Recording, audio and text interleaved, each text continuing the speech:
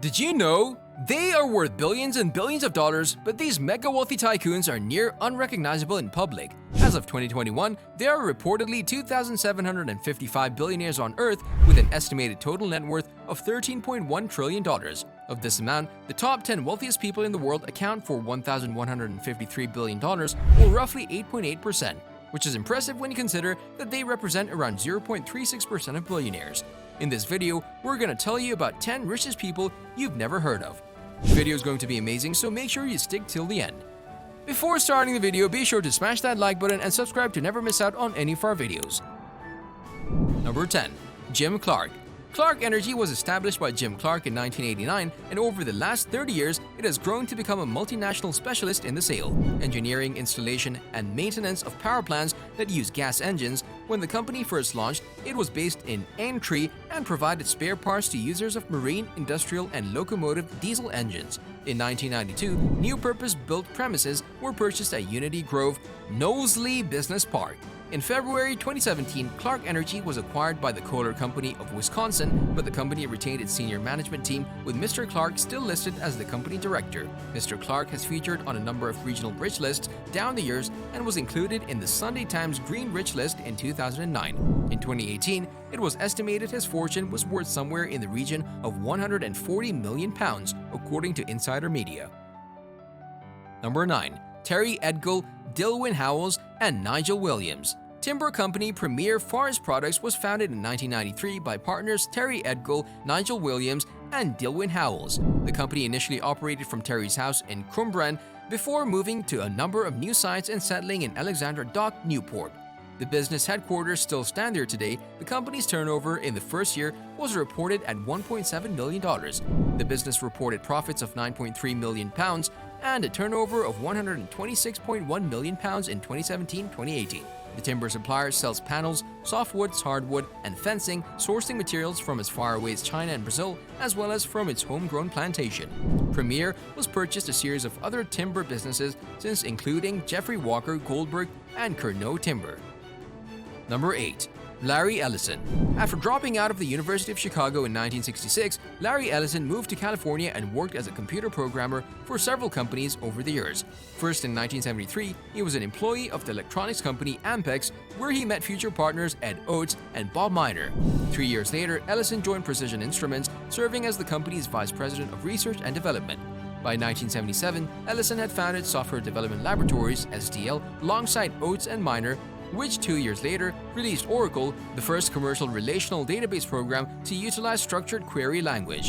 The database program proved so popular that SDL would change its name to Oracle Systems Corporation in 1982. Additionally, Ellison joined Tesla's board in December 2018. Oracle is the second largest software company and provides a wide variety of cloud computing programs as well as other software, such as Java and Linux, and the Oracle Exadata computing platform. The business has also grown through the acquisition of several major companies, including human resources management systems provider PeopleSoft in 2005, customer relationship management applications provider Siebel in 2006, enterprise infrastructure software provider BEA Systems in 2008, and hardware and software developer Sun Microsystems in 2009.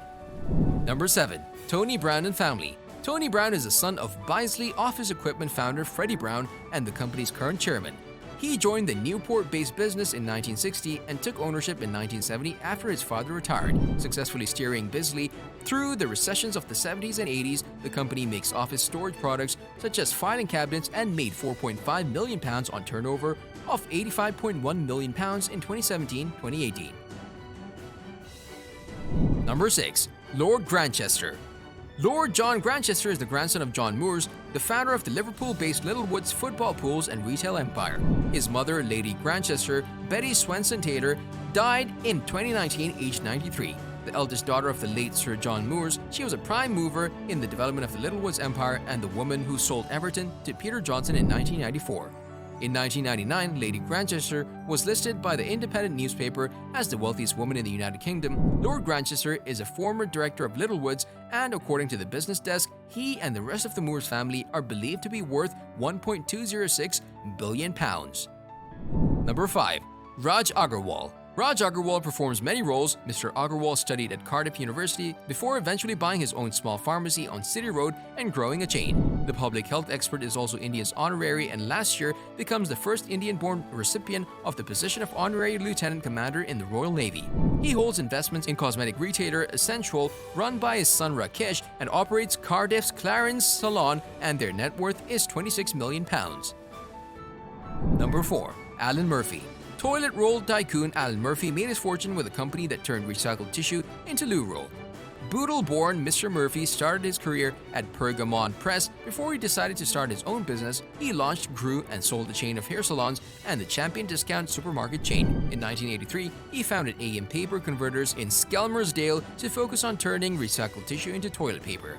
AM became a massive producer of own brand products for supermarkets and grew to employ more than 600 people. Mr. Murphy, the father of Hollyoaks actor Devyana Taylor, sold the business off in two parts in 1997 and 1999, making him more than £150 million. Since then, Monaco-based Mr. Murphy has become one of the Northwest's biggest property investors. Number 3. Drew Nelson. Dr. Drew Nelson co-founds and CEO of IQE, a supplier of semiconductor components used to make smartphones. The business was launched in 1988, and for more than 30 years on Cardiff-based technology, the firm has a stock market value of £443 million. The company has manufacturing plants in the UK, Taiwan, Singapore, and America, but their headquarters still remain firmly rooted in Cardiff. Number 2. John Whitaker. Publicity-shy Mr. Whitaker was actually set on joining the priesthood before he realized the decline of heavy industry in the north meant there was money to be made from the buildings and property left behind. Over the years, he has won a reputation as a fearsome deal-maker, starting when he began buying cotton mills for their land in the 1980s. His Peel Group bought the Manchester Ship Canal, seeing it as not just a transport artery but also a source of land that could be developed. Peel also owns Liverpool John Lennon Airport. All those interests mean Mr. Whitaker and his family are estimated to be worth some £1.95 billion, according to the Sunday Times Rich List in 2019. Mr. Whitaker took a hit when property company Into, which owned the Trafford Centre, went into administration. Number 1. Michael McCarthy. Michael McCarthy set up property developer Whitaker in 1970 and chairs the business to this day, while his son Paul is chief executive.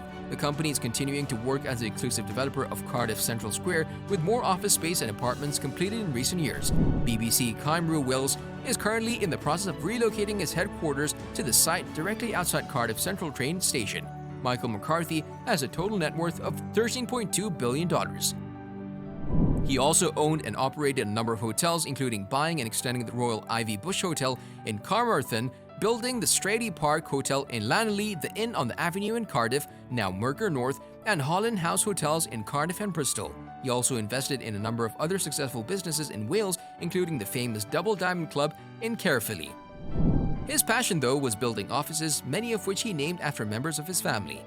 These included Haywood House, which he named after his mother, St. Patrick's House, the former AA building after his father, St. William House named after his uncle, St. Catherine's Park after his aunt, and St. Mary's House, former Arval building, after his sister who died aged just 4.5 months. Whitaker's other office developments include Landor Court in Charles Street, which took its name from the part of the city in which the great-grandfather first lived when arriving in Cardiff from Ireland, Trinity Court, Trafalgar House, Temple Court, 3, 4, and 5 Callaghan Square, and more recently the 1 million square foot Central Square scheme, which includes new headquarter buildings for BBC Wales and HMRC.